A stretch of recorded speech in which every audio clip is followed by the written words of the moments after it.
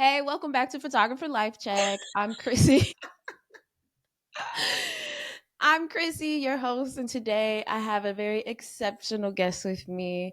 It's the Professor, Courtney Coles. It's me. Oh, I should have I was like, yeah, it's fine. Play the recording. I'm like, I know. I should have an air horn, honestly. your I need neighbor's an air good horn again. button for every time I do this. You great. Oh my gosh, thank y'all so much for coming back. Courtney, thank you for coming back. I thought about it a couple times, like, should we be honest or not? But Always. this is a re-recording. And I want to tell y'all, the first version of this conversation was so perfect and so beautiful. But in being a podcast, we had some technical difficulties. And it's honestly something I'm proud of. Like, look at us. We're a real life podcast going through the motions. But I am a little sad because our first conversation was so beautiful. But I have no doubt that today will also be the same. Because Courtney, you are so excellent and smart and creative. And I love, love, love your work. I love you. But this episode is going to be a little different. Okay. So there's a thing I do where it's like, well, for one, Photographer Life Check, I started to explain because I realized a couple episodes ago that, like, I never explained. Photographer Life Check is literally just a real life check-in. It could be what you're doing specifically in your career, how you feel in the moment, whatever.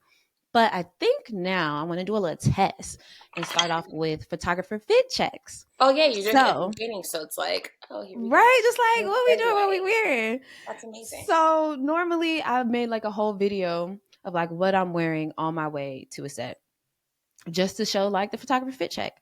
And so I don't want to have folks like stand up and like move around or anything like that. So you can just point out like one thing you're wearing that you really like. It could be clothes, glasses, jewelry, whatever. And we'll just talk about it a little bit. So photographer fit check, do you want to go first? Yes. So these are brand new glasses. Cute. I got them at the end of February or beginning of February. My prescription, I feel like my optometrist is just like, hey, it's just a slight little change. Do you really want to? It's like, yes, let's lean into me having eyes who are like, come on, kid. Okay. But my entire life, I've been told that I've been like a small percentage of people my age who have farsighted, whatever. And I'm like, does that make me special? Yes. Farsighted. Like, yay, farsighted. See more clearly from afar, right? Yeah. Because I'm pretty sure, yeah, okay, I'm nearsighted. Yeah. And so for me, it's like, what's it like to, see things? Right?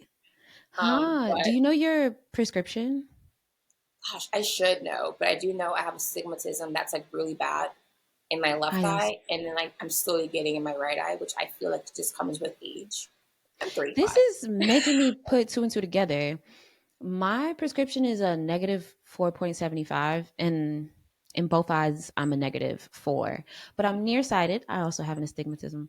So I'm wondering if when you're farsighted, your prescription is positive because you would need the opposite. I never thought about that before. I definitely don't need bifocals, but like my prescription's pretty thin, so I can get away with like if I want to. Yeah, you might be like plus, and then whatever number you are. Positive. I don't know. Just clicked. Yeah, but for me, like glasses, and then I bought this shirt. It's a Levi's shirt from Target because I was teaching one day, and I've been leaning into wearing bodysuits to work because the whole thing is I can't do it. And so I was wearing this brand new bodysuit that I was like so proud of. It was brown and looked great on me. Yeah. And I walked around my apartment with it on. It was like totally good. Tell me why I get to school and the entire thing is unbuttoned. I'm like, oh, maybe I just didn't like properly what. No, it just straight up unbuttoned. And so I had to wear my leather jacket zipped up. And then I was like, I can't do this. And I drove to a nearby Target and like bought it. And look, that's the safety shirt. When you down bad. When I wear it, I'm like, this is because my brand new bodysuit was like, hello world. And exactly that. It's like, here we go. I'm like, this isn't appropriate. Like, I don't care about anything showing, but it's like, this is school and this is like. Right, because it's school. It's the wrong At least you don't teach small children. That's what I said. Because, like, Lord knows, I wouldn't have caught it and then be like, Mrs. Coles. I'm like, oh my God. Right, and be like, my bunch of parents emailing me. It's like, I'm sorry. It happens, but also I understand you being mad at me. Right. Photographer check for me. This shirt I have on is from Blacker the Berry Juicery Ooh. It's really cute. And I wore it today because it's Women's Month. And the back of the shirt is a Tupac quote. Oh hell yeah. Oh hell yeah. Yes, yes, yes. It's this quote, what is it? I forgot what it We says. all come from women. Yeah, it came from a woman, got a name from a woman, and I came from a woman. So shout out to women on this Women's History Month. We'll only be interviewing women all month, and I'm very excited about that. So now we can jump into the photographer life check of it all. How are you feeling? Something incredible happening in your life or your career? Anything in between? I'm feeling groovy, feeling good. I like groovy. As of last Wednesday, I am having a solo show sometime this Oh year, shit! and like my brain is like, Yes! what?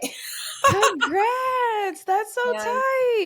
I'm trying my best to like, because I downplay everything, because I make jokes of everything. But I'm Mm, like, okay, that's cute and all, but like, it is okay to straight up be like, this is happening, like, and so it's bananas.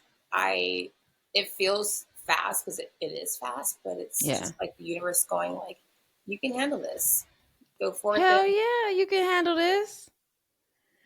I mean, with that being said, can we jump straight into the work of it all? yeah. Oh my God. Like the So, in work I'm case, making or showing, or just like me in general. oh, just your website, the work you already have. One thing I love about your work as I'm like pulling up your website for folks. Also, I realized I should make a note that you can watch and listen to this podcast. And so for those that are watching, I always pull up the photographer's work that I'm interviewing and talking to, or anything else we might want to look at that they're talking about, like old projects they may have done or something recent happening. So if you ever want to see what we're doing, all of the links will always be in the description box, but I also show in real time as we're talking about things. So as I pull up your website, one thing I love about your work is it seems so very intimate. It seems like you like naturally geared towards softness and intimacy, and that you have work on both ends of the spectrum. Courtney is so incredible because some of her work is very personal and family oriented. And I'm actually going to start off with one photo series called Momma that I absolutely love and we be talking about to the end of time. And then the opposite spectrum of your work is something that's like a little not safe for work. But those images I think are just as beautiful. And I went back and forth. I'm like, can we show this? And I think we probably would get taken down from I like feel like YouTube and YouTube stuff. would be like, nope, nope, nope. Exactly. YouTube would immediately take it down. So, like I said, the links will be in the description box for those who want to see the rest. But we will show Momma here. So I'm about to share my screen. I just want to tell the chat, this is Red Bull and this is coffee. Please don't think I'm like out here getting drunk. Okay. I did have some Hennessy and like lemon because my throat feels my throat. And my mom is a Southern lady, so you know that's a thing. I'm just missing my tea. So Exactly. nothing And wrong don't with try to taking some shame our new. guest here. I'm just Okay. not in my 20s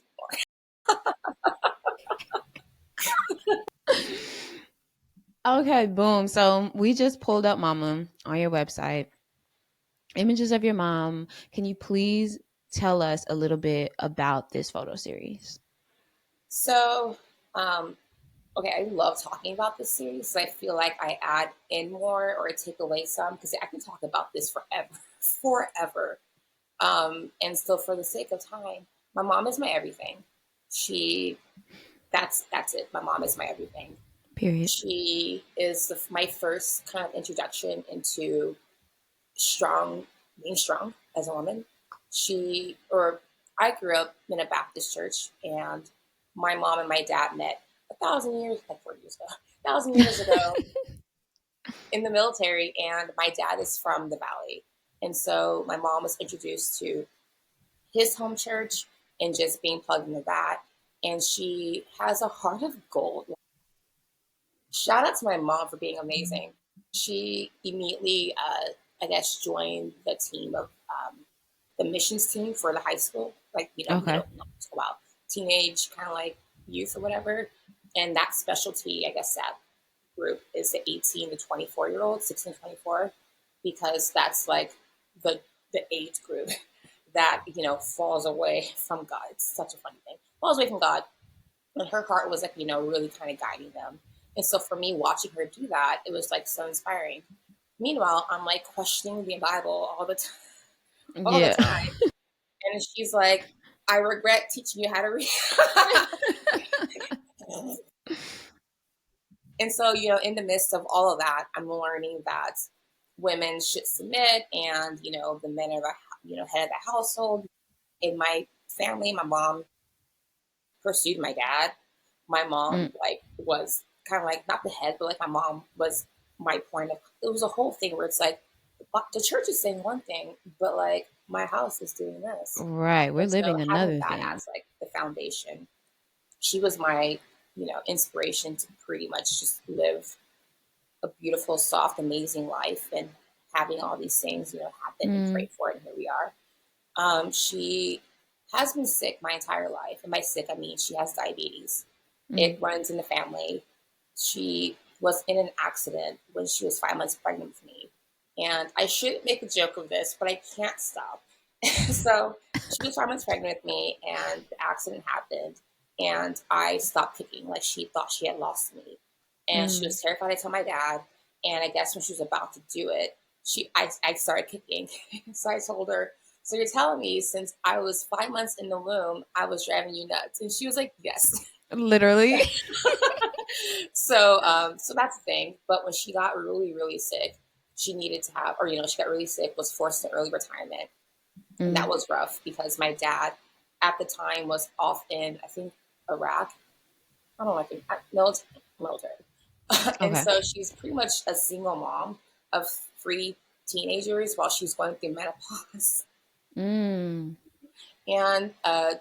2007, just graduated high school, just got my first film camera, so I was like, really serious about photography. And she was in the hospital after her first surgery. And it's so weird to see your like super strong mom like laid up in the hospital bed, like just like Absolutely. nothing.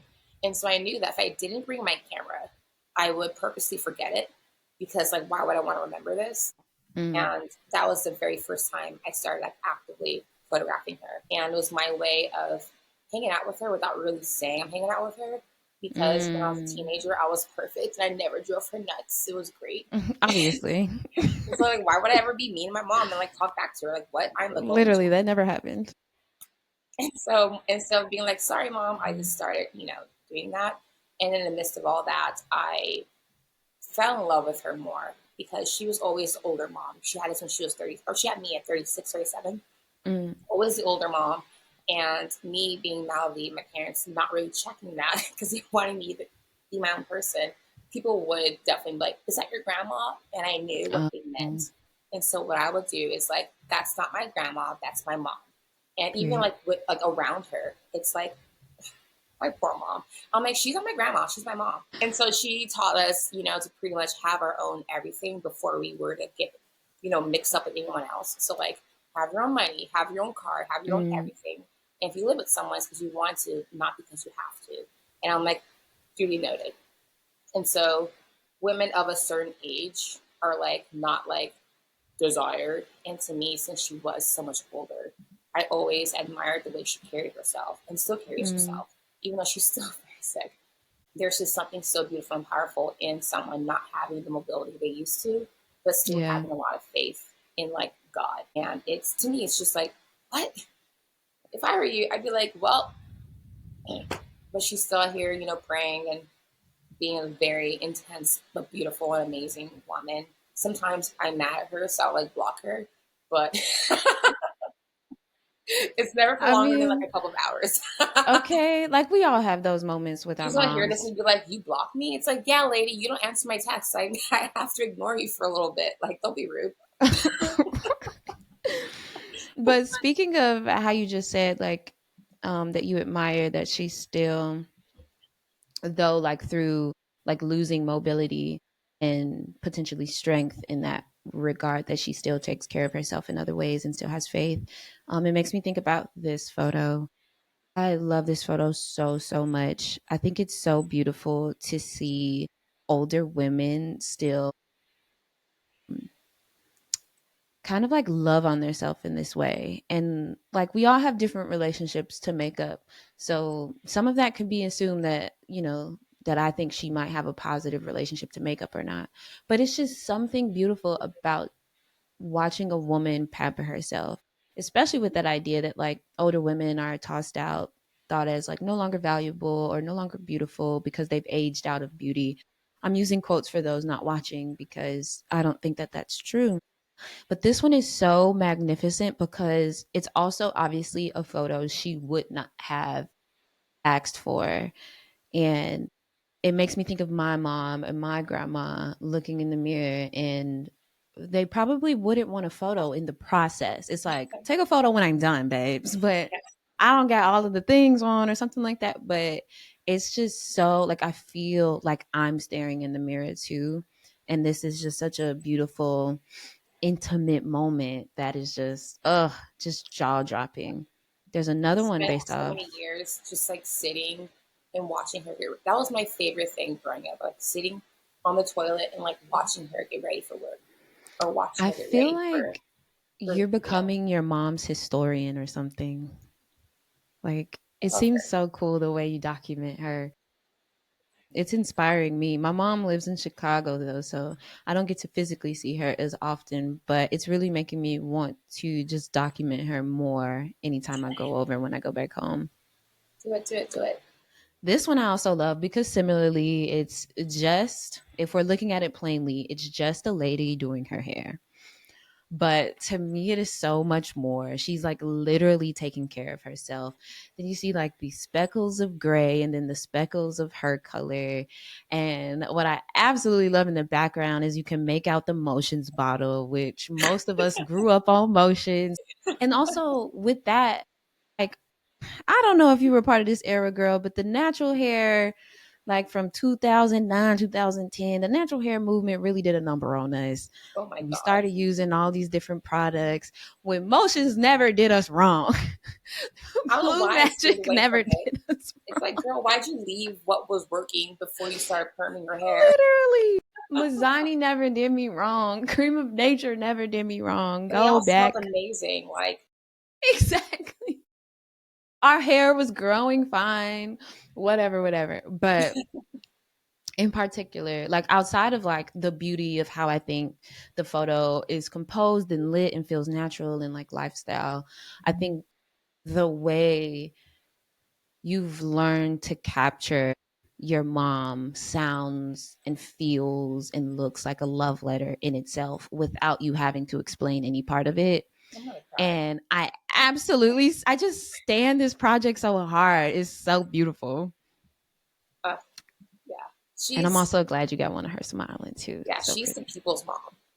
It got to the point where she definitely like everything we saw she consents to, and that goes across the board. I always make sure I can show a photo, and then if I have opportunity to show it again, I'll like check in with people like, hey, how do you Mm. feel about this? And when I was working on my thesis, it got to like my graduate school thesis, it got to the point where I really was seeking answers to questions, and in order to do that I really needed like heavy consent from her. And she was always just kind of like throwing out there, like subtly, like, you always get photos of me not like doing this. And it's like, okay, mom, what do you want? Right. And I realized in order to, get what I wanted, I needed to meet her halfway to get what she wanted.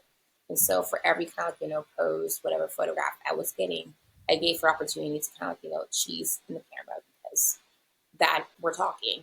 Yeah. And I love that you brought up that old photo of her like in the mirror doing her makeup because I went back and we remade that photo in 2018. Oh. And like it's hilarious to look back at it because I'm natural haired out, like wearing this floral bodysuit, jumpsuit thing because I'm trying to be like more traditionally feminine.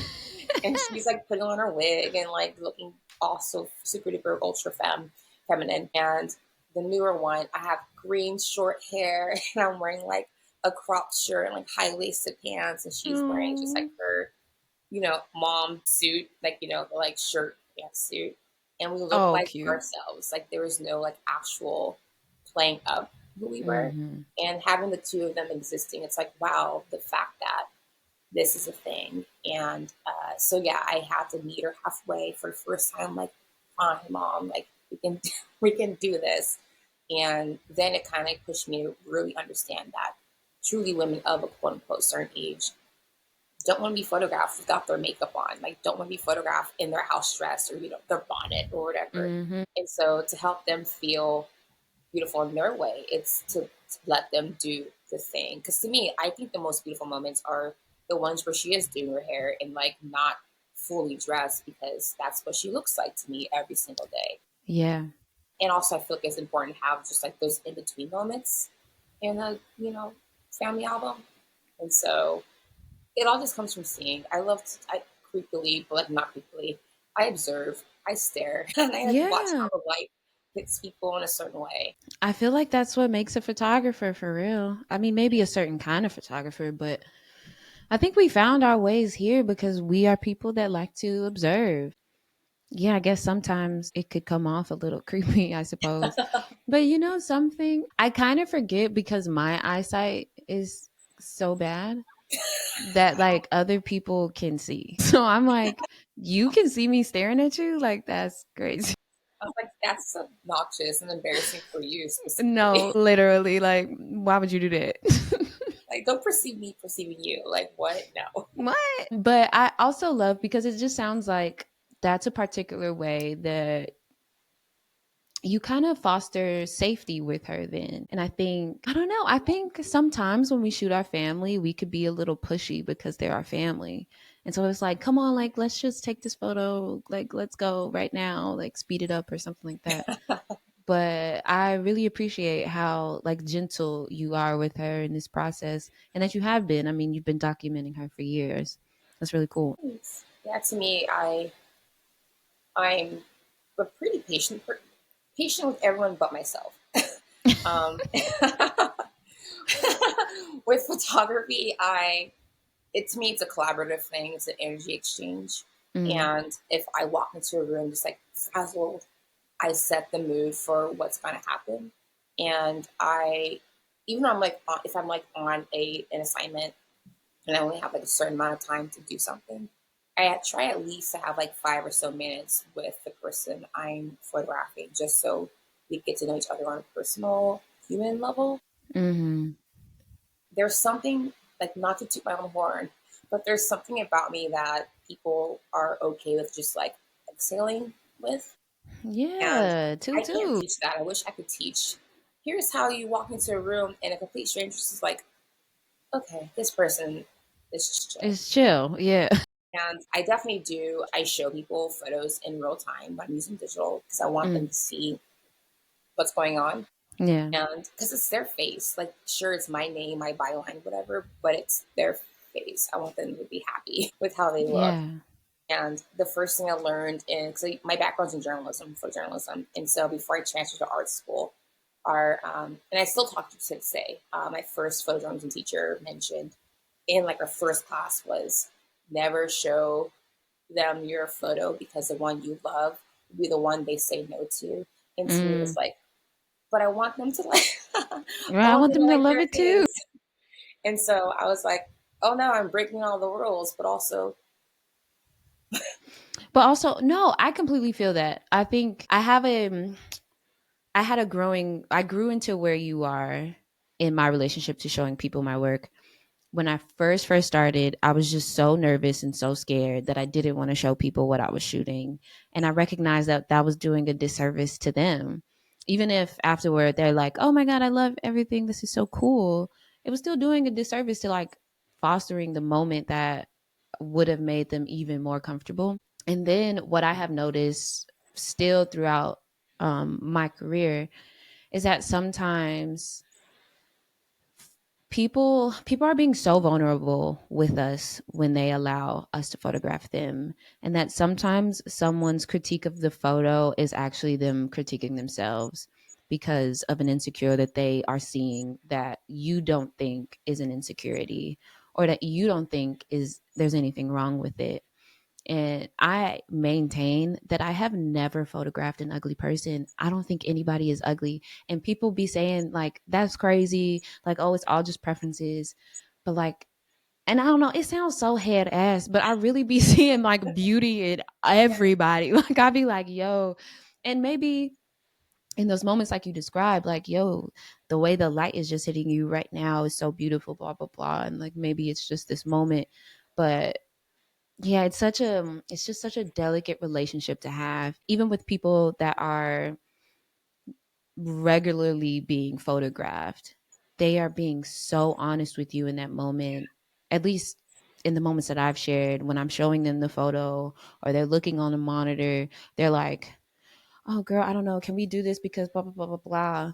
And it's just like, don't you see the beautiful photo Like, that's it's right here, like the way your hair is doing this and yada yada. there? Like, that's why I can't do commercial. Like, I mean, I don't want to knock any future editors who who are like listening to this, watching this. She But can do commercial for sure. She can do like, commercial. I can do it all. Uh, but there's something so, because I'm such a, like, I like slow. I want to take my time. I want to Yeah. not have things done and do yesterday. I really want to let it live because like that's part of my history with film. Like I start with film and then it's just, you only have 36, 12, whatever frames. But I do use digital. I use it because I love getting paid. But Period. but it's a whole thing where I love to take my time with someone, and I think that makes them feel more comfortable with just like doing that with me. Yeah. And there's some, I mean, yeah, like we were both saying, it's an energy exchange. It's very vulnerable to have someone look at you and you're looking at them, and it's just like shared kind of like dance. And because photography is, the history of photography is pretty violent. Like we're shooting someone, Yeah. I'm taking this, and it's like, and so for me, it's like for you to sit in front of my lens, that's you showing some kind of trust. Because as big energy I am, it still feels weird when someone I don't know wants to photograph me. It's like, can we talk first? Can Right. we talk first? Like parties are different because you're at a party, you understand what's going to happen, but there's something about me wanting to sit in front of someone's lens, and that's me saying, I trust you, and I know you trust me. And everyone I photograph that you see places, with the exception of like, assignments, they're all my friends, they're crushes, they're Mm-hmm. people I like know, Yeah. because it's just like, oh no, you're a stranger. You're a stranger. Yeah. Definitely have had people who I've never met via friends who will like, a friend will recommend me photograph someone. And for me, it's like, okay, they've been vetted by me, Yeah. the person I love. But there's something beautiful about seeing how, I don't want to out this person. I'm gonna do it anyways. Okay. Like there's, because like speaking in abstracts is so difficult, but I don't Mm-hmm. remember the photographer or what magazine it was, but it was right when Olivia Rodrigo was like blowing up, Okay. and she was everywhere on every like magazine cover and all of that. And I'm like, yes, yes, yes. I too was moody at 18. This is so good. This is so good. I love Olivia Rodrigo, but she had, or there are multiple magazines in one week that like, showed off their cover or their story or something. And one complete, like so effing beautiful, just so, it's as if I knew this person. I was like, wow, you were able to get this for a spread. And I know you probably had like 5 minutes with this person, but you're able to do Right. that. And then the next magazine feature, she looked so stiff and so just like not comfortable. And I'm gonna say it. The people in front of our lens are feeding off our energy. And like if someone feels comfortable with you, whether they're famous or they're not, they're gonna like exhale a little bit Yeah. and whatever. And I think that comes from like, if you see this person being like, I stop and go, all right, let's shake it out. Is there Yeah. anything you want to put on music wise or whatever? And then like, and I'll talk to them as I'm photographing them to kind of get them to do that. And so it's so bananas that in the same week we have this very beautiful, comfortable, still highly stylized like image or series, and then another one just being like, and it's like, Right. especially at like 19, 18, 20, we're full of life. Like there's just Yeah. Like, they how is love it? me. Yeah. So I I feel mean, like there's a million variables, but I completely agree. that this is an energy exchange, and the role of the photographer is more than to make the image, is to connect with the person that you're photographing. Yes. I'm curious around how you teach photography to your students outside of the technical stuff, of course. But when you're trying to teach them about like these important things during a shoot, or how to really feel and make your image, what are some of the things that you share? Sorry, I like regret this Red Bull. It's like, No, like, it's okay. because I Take a want to break. belch. Take a break. I love this question, and okay. So as a Virgo, I want to make sure everything's done perfect and right. And if I make a mistake, it's because I meant to do that. Period. So, but so I watch my boss, the chair of the department. I watch how he teaches. I've sat in on critiques or a critique of another colleague of mine because I really want to see how people like their different teaching styles, and especially of a college, they are both tenured. So it's like, okay, you clearly had to do a lot of things to get to where you're at. Let me learn. Yeah. And so everyone's teaching style definitely works for them. And I'm like, this is amazing how we all teach similar things, but are coming at it from different perspectives. And I teach the way I would have loved to be taught. I mean, I definitely have been taught the way I'm doing it, but I was thinking of ways that how did I receive information of what I'm doing, and what did I like and what did I not like, and technical stuff aside, because that's technical. I Mm. teach my students to photograph what they feel. Like, of course, you're gonna have to like know your depth of field, and your shutter speed, and how to get things to look right for your exposure. But essentially, do what feels right, and then we'll put language to it later. I don't limit what they can photograph because that feels like I'm telling you, do what I want you to do. Right, right, right. And so I definitely have like self-portrait assignments because I think that's just what we all do across the board. But I really push them, or I really encourage them to kind of like find their, line of like, I'm terrified, and like either meet that line or step behind a little bit to kind of, go there.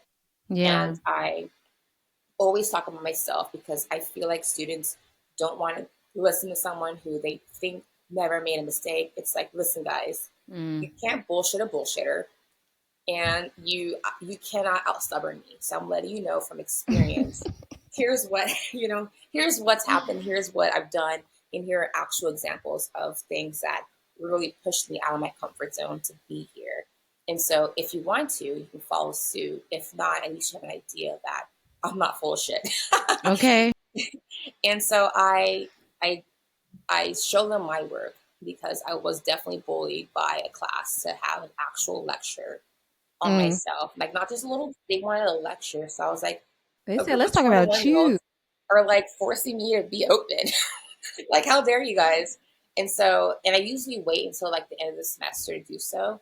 Mm. And my boss told me, he's like, oh no, I talk about myself like first class. So they know what's going on. I'm like, oh, here I am waiting Right. for you to stay. And so it comes down to really kind of like thinking about baby Courtney and what she really wished people really spent more time on, which was like, Mm. the personal, what they do, like why they do what they do, and like what makes them qualified to quote unquote teach this class. Yeah, it's just straight up just being real with them and having them meet me where they're at, because even though I have the MFA and like I'm the adult in the room, Yeah. I'm learning from them too.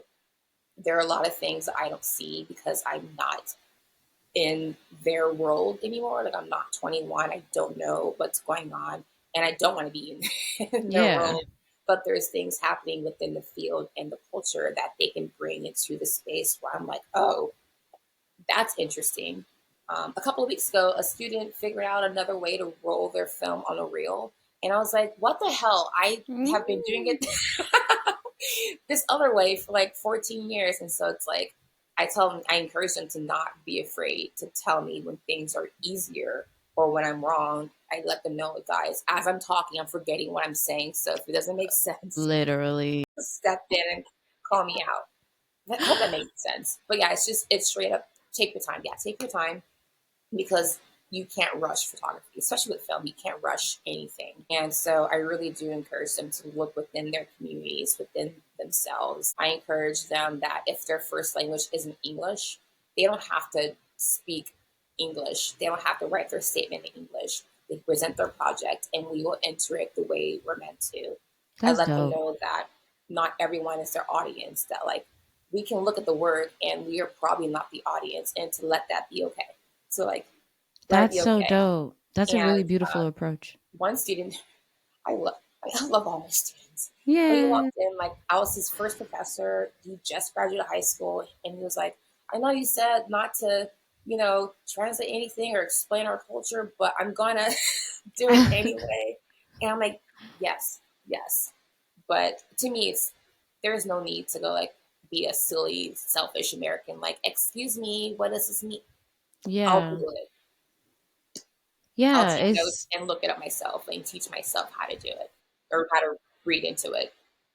especially imagining, I don't know the demographic of your students, but you having students where English might not be their first language. They're probably Black, brown students in your classrooms that come from cultures that are not necessarily the prominent culture in America, but are prominent cultures. And I think it's beautiful to reinforce that you don't have to explain yourself all the time.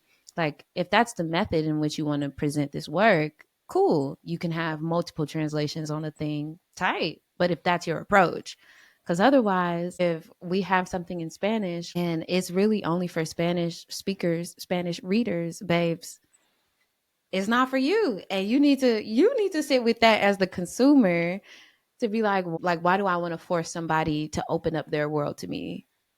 They would have Like, why did do I that from feel the jump. entitled to know everything when it's like, if they wanted me to know, they'd let me know.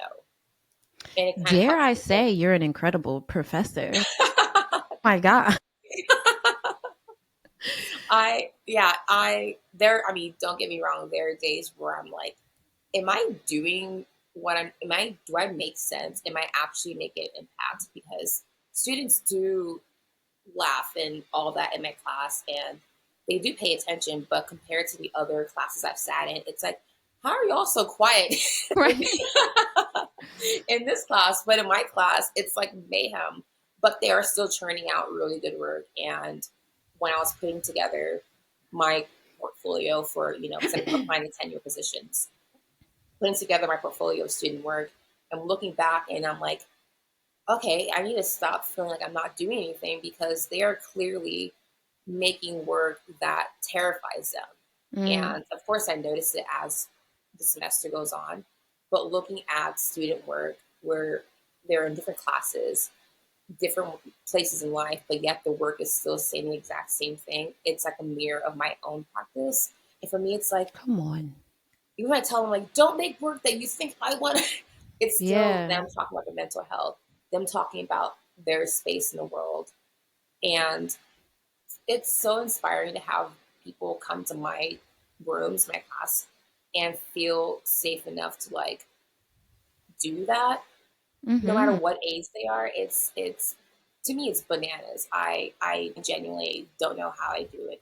I do cry during critiques. Don't think I'm like stoic and just like good. And I trigger myself every every assignment where I'm like, this is a basic depth of field assignment, and here I am crying. What? I mean, you're seeing I think something that's very special about being a professor or maybe a mentor, even, is like you're seeing in real time your impact on someone's life. And that feels very rare and sweet and precious. And especially like you're watching them maybe from their first project to their fifth, where you're like, bro, like you have developed and grown your eye and your artistry I'm so like, do you much. want Like, my job? Like, dang, like you for real, that has to be so fascinating and like rewarding that of course you're crying, girl. and it becomes a thing where because my thing is, I definitely do encourage everyone to cry and should not be afraid to document that, because Yeah. that's what pushed me at my comfort zone, was when a Mm, professor in undergrad did that. And because I never want anyone to see me cry, I'm okay with talking about crying, but like for you to mm, see me cry, no. I'd rather be the goofball. I'd rather do whatever. And to present that and have these raw emotions on display, I let my students know, if all you're feeling is just crying, and nothing else is happening, document that. Even if it's just for yourself, document it. And sure enough, half my class, my portrait class last semester, straight up, and here's more photos of me crying. And I'm like, thank you for sharing this with me. And it's having them, dig deep. And I use photography as art therapy. And I want to be an art therapist, but I don't want to go back to school for 20,000 years. So what I do is I try making my class assignments. There you Of go. course, while hitting the objectives that you're supposed to hit, I make that into like, how can I do this in a way that gets me up there to be qualified? But it really is seeing it in real, like you said, in real time, watching them grow and watching the ideas kind of turn their heads and seeing the end goal, for them, but like not telling them, but just kind of encouraging them to, hey, whatever you're feeling, awesome. Don't think yourself out of it. My biggest rule, my main rule is don't overthink. Don't overthink because you'll think of ways out of it. And then what? And then what? Just And feel. so also Just feel. the answer will come eventually. So yeah, it's like do it. Yeah. Do what feels right, and then we'll figure out the language. And also don't listen just to me. There was like 8 of us on staff here. Yeah. Go talk to other people. And Yeah. it's just a trust in the process because you'll make mistakes, but it's better to make those mistakes because you did it and not because you're like, oh, I don't want to go that far. Or like, here's your line, step back, and then like I see the line, but I'm not ready yet. So I'm gonna like do this. Right. I can talk about teaching all day. It's one of my greatest loves. I effing love it. I feel it, and I'm so glad you love it because that means your students are being taught well, for real. I mean, millions of us can tell folks horror stories about the teachers that don't love to teach. We've all had at least one, surely more than one. But in that regard, incredible professor, and kind of just following the flow, letting go through so hard, you ended up with a Pulitzer Prize finalist image, or more images, excuse me. Yeah. So let's talk about that. How do we become a Pulitzer Prize finalist? I'm about to pull it up because y'all probably think we capping, but we are not capping. So I'm in the era of talking my shit and letting it live. Period. Because I don't know why I try to be quote unquote humble about it. It's like, nah, dude, I did that. And Period. so you caught me in the right place of like letting it be. Okay, so I feel like winning a Pulitzer or even being a finalist is the kind of like the holy grail of being a journalist, photojournalist. Like that's just like an honor. Yeah. So what I did, or when I left journalism in that space, I kind of like let go of that dream of winning a Pulitzer or something because it's out of sight, out of mind. And Yeah. I had a friend tell me that you're not a freelance photographer, you're an artist who gets commissioned. And from there, I kind of shifted my view of how I saw myself because I was like, oh, wait, like no disrespect to those who are freelancers and, that's their editorial, their commercial photographers. That just wasn't me. And I was like, oh, that makes more sense. And so I gave up on ever winning any kind of like journalism award. And I was just Oh, right, hanging because your out. background is in journalism. Yeah. Like I approach everything I do with like that eye, but I also just like let it live. And so I was reached out to by an editor at Wall Street. And the way that was in Wall Street's world was a friend of mine is also a photo editor at Wall Street. And this was around the time where I was getting a lot of spam calls. So I put that little, silent Ended spam on it. calls on and I let it live. And Wait, I'm before at you work. go, should we click into this one where your work Yes. will be? Okay. Continue. Sorry. Oh, she was so sweet. She, not she, yeah, so she sent my name to another editor. And I'm at work. I'm getting a bunch of calls, like being silenced from like a number. And I got a voicemail from said number. And I was like, why are these spammers leaving my messages? And I Right. listened, and it's the editor from Wall Street. And I was like, oh my God.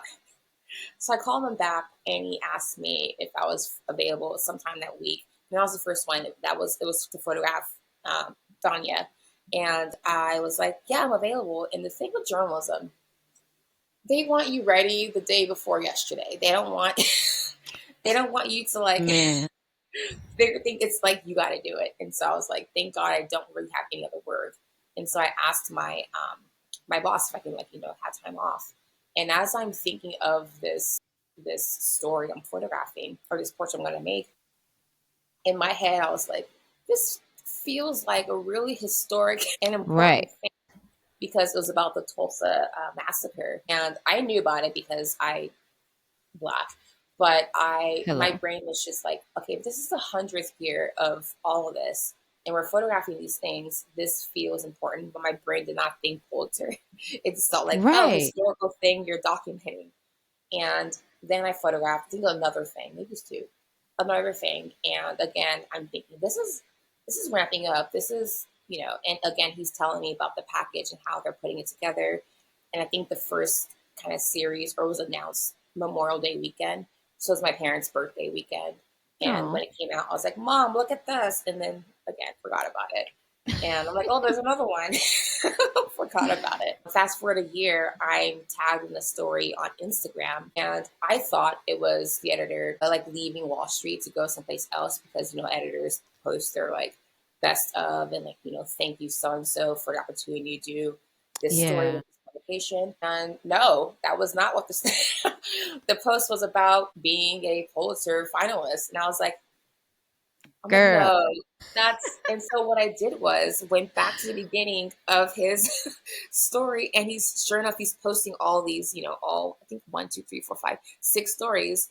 And I was like, and he's tagging all the writers, all the photographers, and in my brain, I'm at work and I'm looking at my phone like, what the actual fuck? Literally. I turn around to my boss, or I Google it to make sure it's real.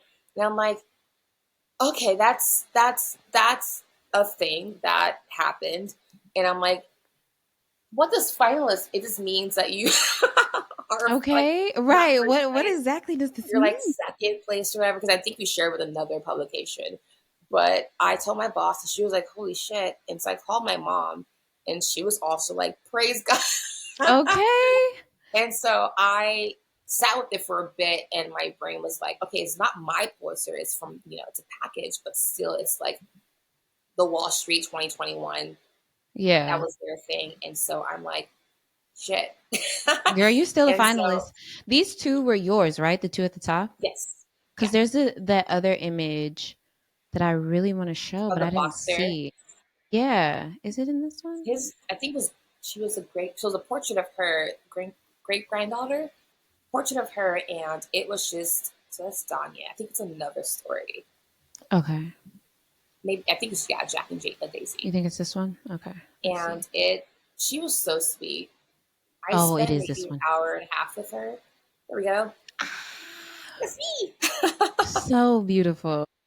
And I brought a sheet. I mean, no, I keep like blankets and sheets in my car because like beach, you never know when you go to the beach. Okay. And yeah, she was such a sweet woman and reminded me a lot of my mom. It's a blessing to ever photograph Black women. Like for me, it's just, wow, thank you for having me to do this, and to have them trust me in that space with them, and also in their home. There she goes. Her nails all done, looking all good. Come on, just so beautiful. And yeah, and also I have this thing where and it's just me, I'm probably limiting myself getting hired places, but I'm always just so hyper aware of editors flying people in places. And so the fact that they had photographers from Oklahoma, from Tulsa, photographing things in Tulsa, I was like, oh, y'all are taking this serious. Yeah, this is not just beautiful. Hey, so-and-so in like Georgia, can we fly you out to? It's like, oh no, who is in Oklahoma? Who's in the surrounding areas who can do this? And the fact that I live in LA and these 2 women were in LA, it made sense. But again, like I never thought. So here I am, not a journalist. Man, Pulitzer finalist. Like I said, this link will be in the description box. I know a lot of the girls have not gone to Pulitzer.org before.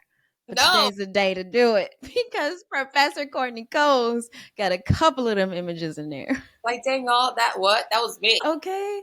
Like this is like history squared. Like the story itself is so beautiful, which I really do encourage everybody to go read these stories. Like Courtney said, like this is really like a team effort. There were other people a part of this project. It's not just her being the Pulitzer finalist. I was able to read them after our first talk, that I'm like, y'all really should go just read and learn about these people. And there's been a lot of projects about the Tulsa survivors and the last ones living, I think just because, you know, folks are in their hundreds at this point. So it's really important to document this era of life and their descendants and what it means to be a Tulsa massacre survivor, really. But this is so incredible. I'm sure you made history. I don't know how many Black women photographers are on this list, but you being there made history, girl.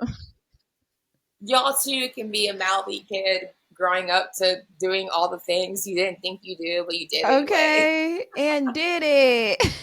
Well, beautiful. Okay, so before we jump into our next segment, let's take a break. Today's episode is brought to you by Art House, the first Black-owned film lab in the city of Los Angeles. All my photography homies love Art House because they specialize in C41, black and white, E6, and ECN2 processing for both 35 millimeter and medium format film, all while using a custom-built cinema scanner to get you those stunning movie quality stills. So go pick up and drop off a roll at their new location in Chinatown and check them out at arthousefilmlab.com or arthousefilmlab on IG and tell them we sent you. So I have a new segment that I think is really cool. Hopefully everyone else does too. I want to call this segment Photographs Not Taken. I got this idea from a book I read called Photographs Not Taken. But it was really cool. It's a collection of photographers' essays where they talk about the photos that are just living in their mind that they never actually took but are right there. And as photographers, I feel like we do that all the time. We take pictures mentally that we wish we could have taken. We just didn't have our camera on us. We didn't feel comfortable enough, like whatever the case may be. I just want to shout out my homie Caleb Altman, who gave me this book because I was like, this idea, we were just having a deep conversation about photographs and making them. And he was just like, you should read this book. And I loved it. It's just so many accounts from other photographers and it's beautiful. I feel like I'm in the photos. So Yes. I would love to know one of your favorite photographs you didn't take. I think because I'm working on my solo show, I'm thinking of just like the direction my work is going, and I don't know if it's a moment I was in or if it's just what I'm envisioning for photos. Mm. But I think I wrote it down. It's too far, but it's a photograph like with so it's the person's back towards a mirror, and like I'm sitting like crisscross applesauce around their back, whatever, Yeah. and they're embracing me, but I'm photographing us. And I think that's never happened before, but I want it to happen because to me, it's a deep kind of like sign or deep, intimate, emotional bonding kind of thing. And I just love intimate photographs of people in intimate spaces and also expanding what it means to be intimate outside just, sex and such. And for Yeah. me, it's both clothed and unclothed. But I feel like, I don't know, maybe I've just sat with someone before. I'm like, oh, this will be a great photo. And then just never, Right? never Oh, did it. But I can like see it in my head. And I don't know. I don't know if I'll ever make it, but I'm pretty sure I'm like on the hunt for it. I love it. I But don't also a lot of know. photographs of people in beds. Like I love morning light, and so to like Me too. photograph someone in the morning, like having the light drape and dance on them, that's something I'm always envisioning. But I think I definitely have made those photos with my former partners. So for me, it's just there's something about being like intimate in bed and you're sleeping, or you're just like laying and talking, and wanting to document someone in that way.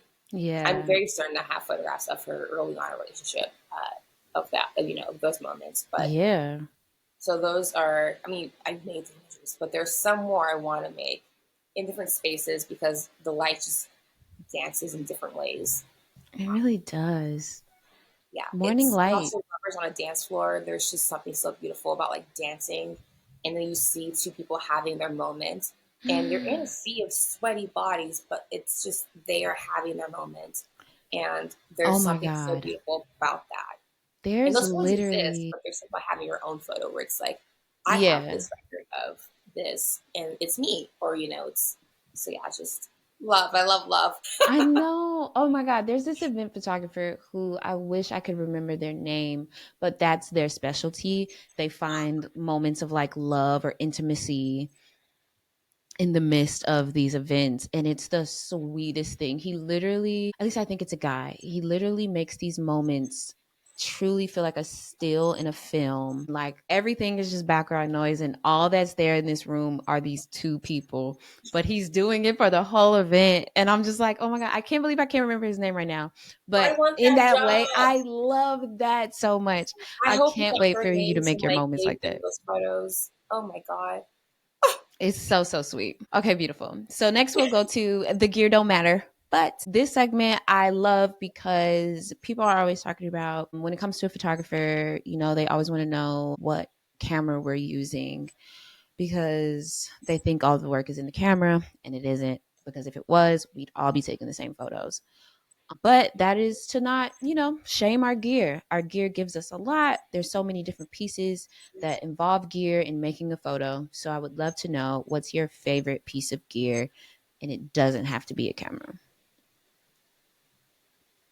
So I'm just gonna name the cameras anyway because I feel like people are like, yeah, we heard all you say that, but like, what Right. does she have? Wait, let me grab this one. Okay. So this is Jameson. He's my Hey, Mamiya 645. Jameson. He's a special little angel. He's not the one that I used to make my photographs of my mom. That one, her name's Autumn Lee, and she R.I.P. in peace is Oh. sleeping in my closet. But there's Jameson, and I don't think I have a name for this guy yet. It's the Contact G1 Okay, fabulous. and a little 35 rangefinder. I use the two of them all the time, more the contacts than the Mamiya, and Mm. they bring out different parts or different views of my eye. So aside from like the actual full-on gear, I think I said this the last time. It's my patience. It's my Mm-hmm. patience. It's my patience. Because I feel like when you're rushing things, people can feel that. And even if it's like I need this done now, I try my best to look at the light, where the light's kind of bouncing off of, Mm. and then doing that. And recording it, and also my love of I keep calling it dancing because it really obsessed with like calling it light dancing and bodies dancing and all that. Mm. But it's just observing how bodies move throughout a space. I have a lot of bed photos, and you're looking at the imprint of a body in the bed. When we're Yeah. sleeping, we're kind of dancing in our sleep because we're tossing and turning. Yeah. When you're intimate with a person, your bodies are dancing in the sheets. It's just Literally. how bodies move in a space, and it comes from watching. So I'm like laughing because it sounds so creepy from watching people. No, yeah.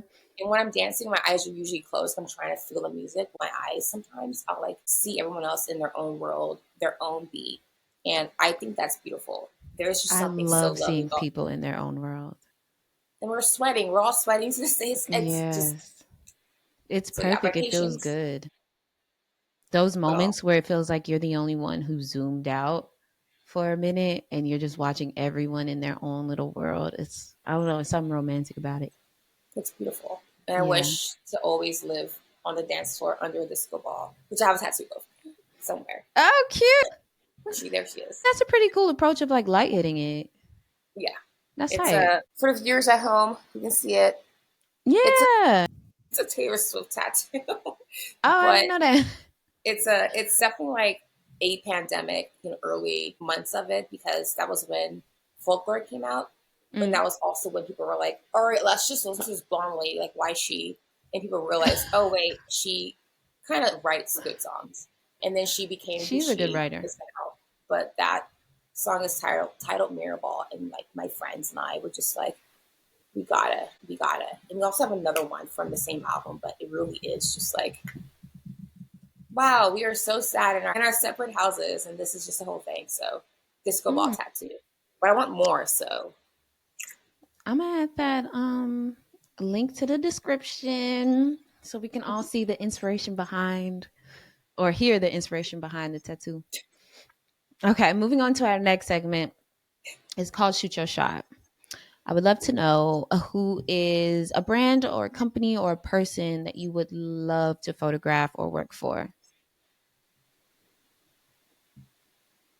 okay, I would love to photograph Quinta Brunson because I came out to my mom using a Quinta meme. Really? Which one? People be People be gay. gay sometimes. I love that one. Shout out to And Quinta Brunson. like out here, just like yeah. And I think I posted on Instagram or Twitter once, and she like retweeted it. I was like, shit, Quinta knows who the frick I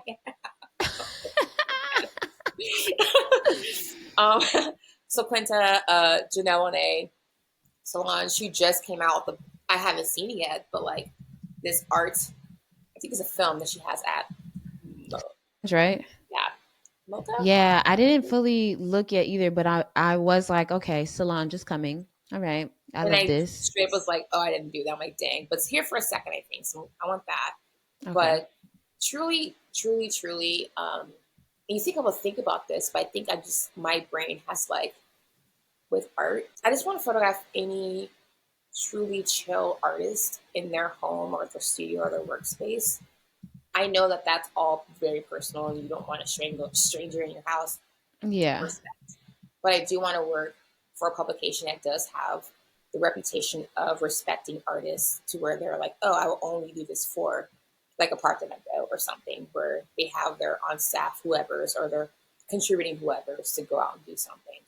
I just love seeing people not with their, public mask on. I want to get coffee with you at your favorite coffee shop or in your living room or something and just like shoot the shit. Like exactly. be together and like we don't have to photograph that day. We just have coffee, talk, and then come back another day. Like I really want to do long form essays or long form projects. I really love what am I listening to? I'm listening to a lot of Sabrina Carpenter. I really want to photograph Sabrina Carpenter. Oh, she's on my list to listen to. She is. Everybody's She's just been amazing, loving and I this think it's album. hilarious how Yeah. parents don't realize she is not the Disney girl she was. She straight up is like out here, like I want to be bleeped Like a down pop immediately. star. Yeah. It's like she's talking about like doing positions. It's like, guys, she's not talking about being a cheerleader. She's like out here talking about Right. getting hers. So I think it's hilarious how the world are like, well, I should know more. I don't know. I kind of want to name the episode People Be Gay. You should. I can talk more about being gay. That way it makes more sense. Right. I'm like, this is for the last 3 minutes of the conversation. Being gay is cool. It's okay to be gay. Right. Gay is okay. Damn, where's that reference from? It has to be. I love that you came out like that though. I was I freaking just out. love a reference. I love a reference. I wish I were a serious person, but that was what was leading to my thesis was I had to come out to my mom to get the answers I wanted. And so I remember vividly, I'm at my friend Devin's place, sitting on her couch. She's like, being on my phone while she's cooking dinner for us. And this was back when I was getting texts from Twitter when, you get tagged or whatever. And so I was getting, update, like when it was like 4040404. Yeah, oh like my god! And so I'm getting like an update. Your contact jewel codes, this out of my dox my mom is join Twitter. They're following you, and then she immediately sends me a text. Why does your Twitter bio say gay film photographer? And I'm looking at my phone, and I'm just like, all the blood just like drained, and I'm like, Devin, look, and then she's like, congrats. I'm like, no, that is not how I want. I'm like, what do I say? She's like, just tell her. And I was like, I'm going to send her a meme. And so I wanted to like send her the like caution sign that said like, I'm gay, I'm gay, I'm gay. I'm like, no, that's not it. And so I like remember Quinta. So I just sent her He will be gay. And mind you, my mom does not text back fast. Like I'll ask her, wait for dinner. I'm out. Oh, so you were sweating. Like My like God. she won't say anything, but then automatically she responds back with like, what does that mean? And I'm like, you don't ever text me immediately. You just leave me on red, woman. And so I'm like, it means I'm gay, mom, not how I wanted to come out, but here you But go. here we are. And so she didn't respond. Like there's nothing. And I was like, oh my God. And so I texted my sister, hey, is mom awake? She said, yes. I'm like, what is mom doing? So she's on her, she's on her tablet. And I'm like, this woman is ignoring me. And I told my Yeah. sister, she's like, well, yay, congratulations, yay. And I was like, that's not what I wanted. Right. And so she didn't talk to me for 3 days. And I told my, Damn. advisors at CalArts, and I felt so just like shit. It turned out because our schedules were like opposite. Like when I will leave for school, she's sleeping. When I will come home, she's awake, but I'm tired. And she was Yeah. just waiting for me to come talk to her. And so here I am, like, my mom and dad hate me. They're on this movie. I Right. have anywhere else to go. I can't live in my studio. Dramatic. And then I realized further on that it wasn't homophobia that my parents were like moving through. It was more of like, I don't know how to protect you. Like protecting you as a black woman is one thing, but like protecting you as a gay black woman, it's like to them it's a foreign thing. And also being boomers, my mom being from the South and all that. And like truly wanting me to be safe. Like what I thought was like, you're being homophobic. I was like, stop, let's look at Yeah. this. She's saying, I want you to be happy. I wish it were with, man, not because she like wants me to like conform, but more so like the safety issue. It Like we know would you can like handle your own, but that like idea that like your so life would be easier. and so I'm like, okay, because I think I called her out on it once. I'm like, that's homophobic. And I heard in her Yeah. voice she was stammering to figure out like that's not what I meant, that's not what I meant. And I was like, oh wait, Courtney, your mom is really saying like, no, no, no, no, I support whatever you want to do with your life. I just wish it were this, and not because she like wants me. It's like, oh shit. Yeah. Yeah, it's those moments where we gotta like remember that our parents, just got here too. This their first time on the Like she's rodeo. 71, and she understands. Like, when I tell her things, of course she'll switch her verbiage because she'll say things. I'm like, oop, we don't say that, and she's like, but Yeah. when I came up, it's like, okay, so it's the equivalent of saying the N word, but like not that level. She's like, okay, we are. That is Right. not. And And I'm like, wow, sometimes that all was. you gotta do is provide that context. And then so she was like, 'cause she definitely asked me like, what does LGBTQ stand for? And I told her. And I'm like, the fact that she's like, I saw it on like CNN or something. Like She was she putting in knows the it too. Like effort. the Yeah. thing is, like my mom is not new here. I think she just wants to start a conversation with me. But she's very supportive. But to me, it's like I have to humble myself and not be like out here to end things. Like, oh wait, she's Yeah. literally from the country. She's trying her best to really kind of like learn, not just for us, for me, but like how can I protect you? And there's honestly, mom, I know you're listening and watching. You can't. I'm Hey so sorry. mom. Like I made you cry when I was like, you're 5 months pregnant with me, and now I'm 35. I'm not gonna make you cry again. Right. I'm trying to use But up. I love her. Yeah, she's the people's mom. So if y'all need a mom, you know where to find me. That's She'll so hug you. sweet. She'll text you. She'll send you like Bible memes, like "Good morning," yada yada yada. God, That's so sweet. Shout out to Mama Coles. We love you. Friend of the we show, love Mama you. Coles. Like, come on, guys, let's just give it up to the people's mom. Oh my gosh, Courtney, thank you so much for today. I'm so happy we got to redo it and learn even more about you. The conversation wasn't the same as the first time, But and I'm yeah, glad I we love went your deeper. energy. It's I been love good. yours. It's Yay. been fun. And I think the last time we spoke, I was like definitely having like allergy fits. So it feels good that all I have are burp fits from my Red Bull. The rain is doing a lot for me today too. I feel very calm and Oh yeah. cozy and warm. And after this, I'm gonna put on my big house sweater. Oh yeah. I almost And put mine on. I'm like, no, no, Courtney, don't do all right, that. But I I'll am wearing wait my till the fabulous episode's Chloe over. pajamas, or not pajamas, freaking Exactly. bummy. So like after this, I'm like, all right, hard pants off, soft pants on. Literally. So please tell the people where you would like to be found. Is it in the middle of a dance floor under a crystal ball? Absolutely. So find the disco ball. I'm literally probably directly in the middle of it, just like Muna's song, What I Want. You can find me on the good old Instagram at Kearney Flakes.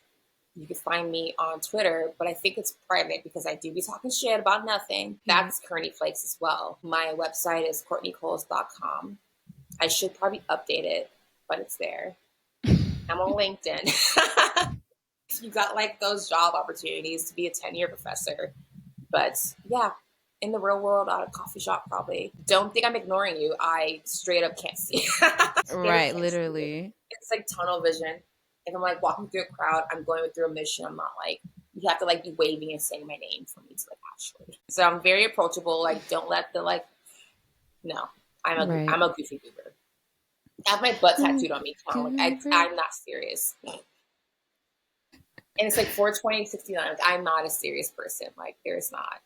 Oh, Well, since I'm here, it's like it's not drugs, but like it's a film canister with my last name. Oh my And it's God. 420 ISO and 69 exposures. You funny as hell. I love this. And then my bed, and then my butt again. Shout That's out so to Katie Diamond, cool. my artist. But Wait, what's their name? I can put them in the KB, like description the too. letter K and the letter D, Uh-huh. Diamond at Comic Ground Studios for literally just all these are done sober. Like I have these ideas. I'm like, yo, Katie, you want to do this? No, that's And raw then they're as like, fuck. yeah. I So, like that a lot. so like, why put Kodak on me? Why just put Kohl's? So, Hello. That's hard. That feels thanks. like a really big testament of self-love too. I'm into I have it. a lot of tattoos of me. I have this one,